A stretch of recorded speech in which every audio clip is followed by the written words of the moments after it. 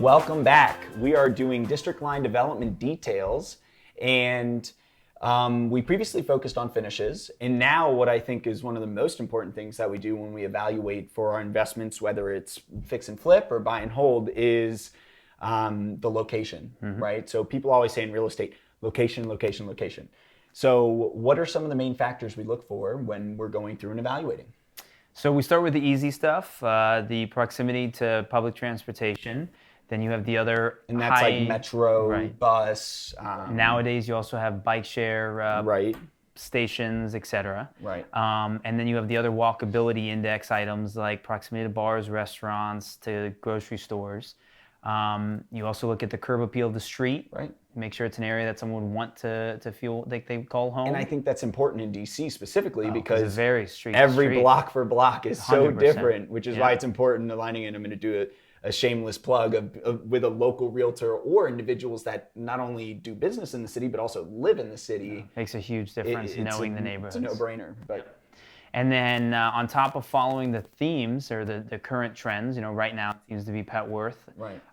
Whereas a couple of years ago it was Columbia Heights.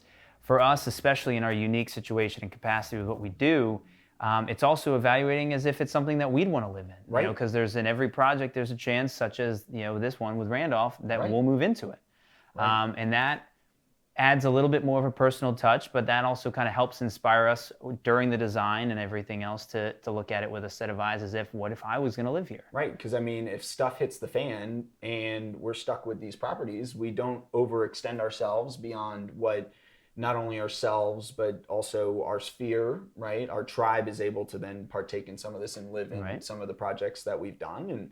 And you're right, it's something where it's like, well, looks like I'm moving, right? Whether that's before permits on certain things or after a place. I know this one was a little different. We knew that this was kind of going to be right on the early stages. You're at Park Randolph. It was going to be something that you guys were going to move into, Cat. But definitely. So those are some of the main focuses we have with location, right? Especially in the city, is that every block matters, the curb appeal matters, and what we have also done has been focused specifically on around metros. That is something that, like he said, if we get stuck, the first place people look for rent as well as for purchasing if we needed to sell is going to be, what is that walking score? It's the same thing in the eyes of the consumer, but even though we're on the other end of it. Right. So it's kind of trying to keep it simple, stupid, and focus on each one of those. And if it doesn't check off a criteria for us, we don't do it. Plenty of fish in the sea. Right. We find something else. Yep. So thanks again for joining us for another take of District Line Development Details, and stay tuned for more. Thanks for coming by.